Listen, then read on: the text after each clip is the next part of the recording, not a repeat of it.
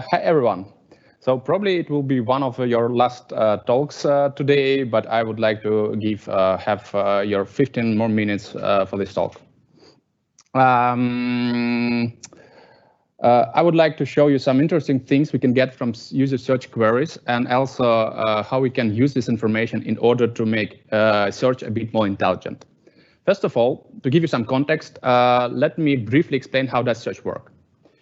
Let's imagine somebody's typed water cooker in a search bar. We call it a search query. So this query is sent to search engine. In our case, it's a text search. So basically what it does, it matches the incoming query against all the textual fields of the product, some category, title, description, any attributes, in order to find some matches. As a result, it will create a list of products with at least one match. In this list of products, you can find, for instance, this red kettle, which seems as a perfect match for the given query. But also you can find this cleaner, just because it has a property suitable for water cookers. In order to show kettles but not cleaners, there's additional step called ranking. So for every product, we calculate, based on many things, the relevancy. And we order the result list based on this relevancy. So with the most relevant products on top, on the first page, and least relevance in the tail. This basically, by the way, that's why all the text search results are ordered by relevancy by default. Just if you try to order by anything else, you will see all these not relevant products. And basically, it gives you, it already shows that text search basically doesn't understand what user mean. It just provides everything. The perfect example of how bad text search might be is this one. So top results for science fiction books.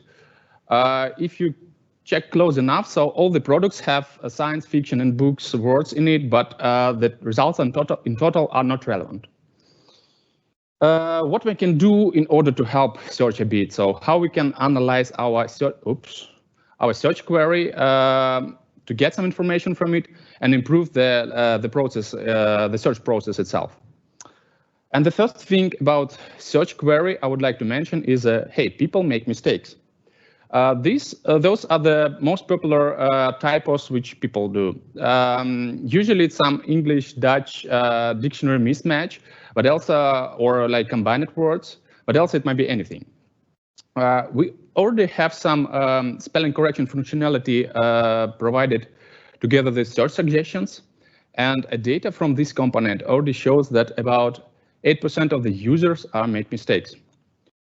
For those 8% of the users, the search journey can end very soon, as text search cannot do much about spelling corrections, spelling mistakes. So if the user provides the incorrect query, it will try to match it incorrectly, and probably there won't be any result.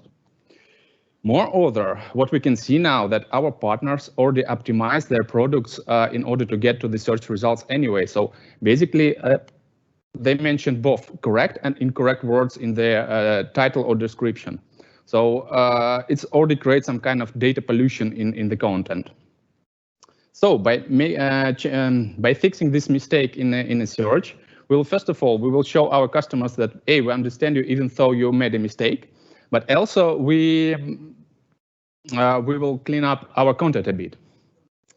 Next one, I would like to give you some concept about target category. What is it? And again, I would like to provide you some examples. So let's imagine somebody is typed water cooker. So probably he's looking for kettles. And all these products are perfectly lying in the same category called water cooker. So water cooker category will be a target category for a query water cooker, just because it contains all the relevant products for this query. And in this example, the name of the category is even similar to the query name, which helps a bit. Next example is iPhone 12. So if somebody types iPhone 12, so probably he's looking for iPhones.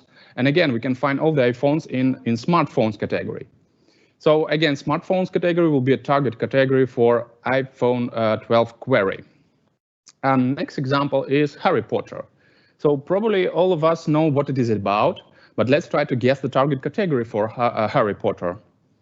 As in this example, it's not so obvious. So if somebody's typed Harry Potter, he's probably looking for different things. It might be a book, a video, game, or even a clothes. So many things, and in this case, it's hard to choose one category which will match which will contain all the relevant products. This example shows that not all the queries have that target category. As you probably already see, that target category is kind of a subset of products where all the relevant products are. It doesn't mean that all the smartphones are relevant for iPhone 12. No. It means that outside of this category, you probably won't find any relevant product for iPhone 12. What we can do with this information? So giving this information and knowing the target category for a query, what we can do, how we can improve the search experience for our customers.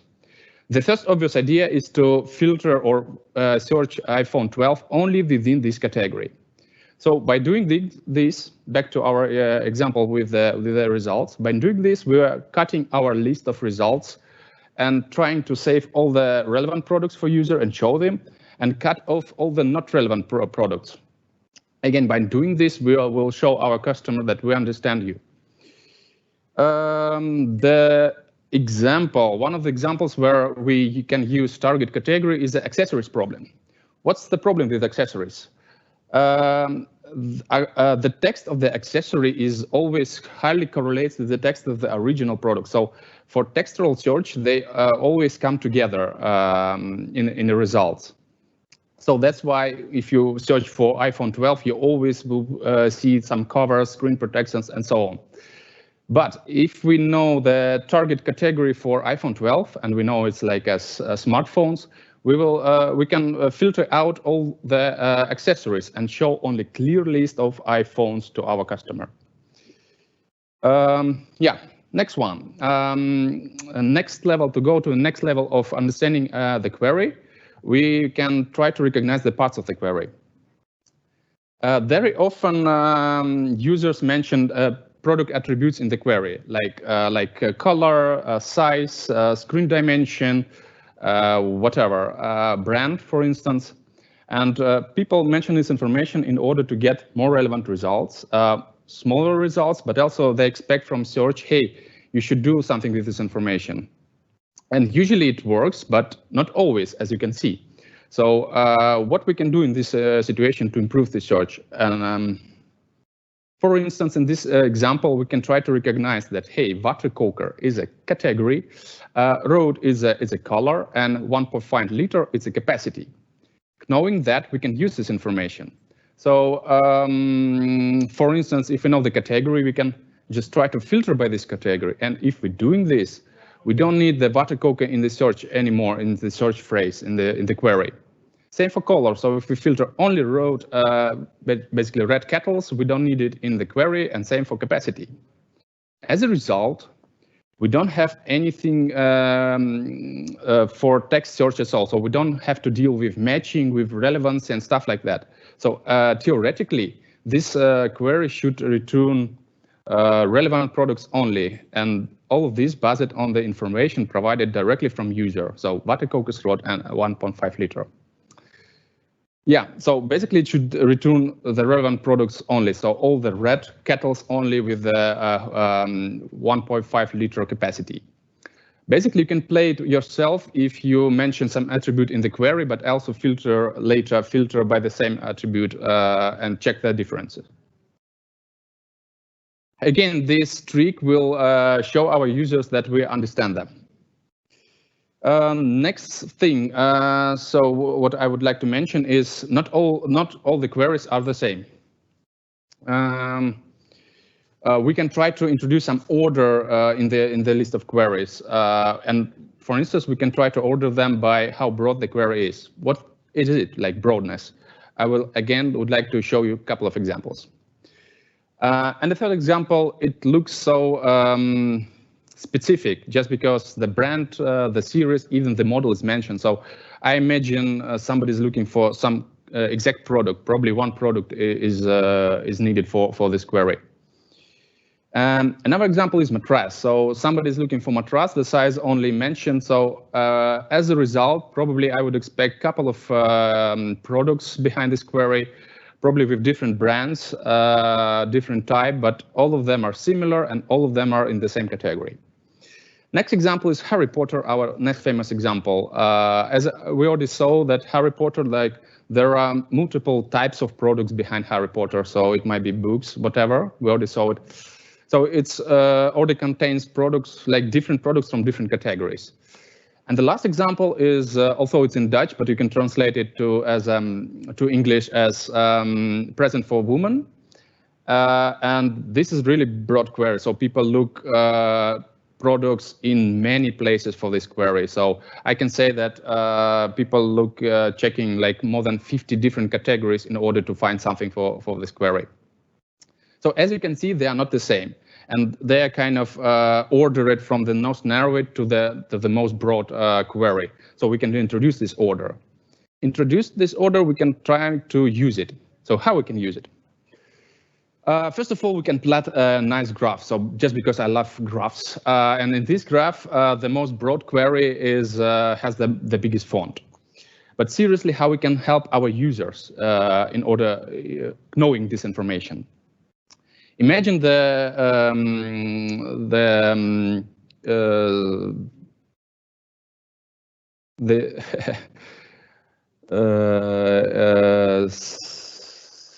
imagine the typical example, like typical search journey. Then a user went to our homepage and typed something.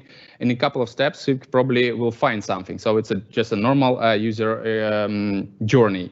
So if we know that the query user mentioned is really narrow and probably there is one product behind it, we can try to narrow this query. Basically, probably skip some steps. For instance, we can skip the search results page and navigate user directly to the page, to the product page. On the other hand, if you know that the user used really broad query, so it might be an indication that, hey, maybe he doesn't know what he needs and he needs some help. So instead of navigating him to a product to the result set, we can try to help him to find to choose, maybe like navigate him to some inspirational page to basically help him to choose.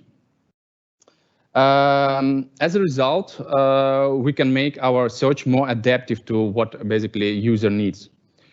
In conclusion, I would like to mention that there is more information we can get from user search queries, but it requires more metrics, better analysis, deeper analysis, and more time. We in Help Me Find Product are working in all these directions in order to help our users, just because this is our main goal, helping our users. But we cannot help our users without knowing, hey, what do they want? And user search query, in this case, might be the key for knowing that. Thanks.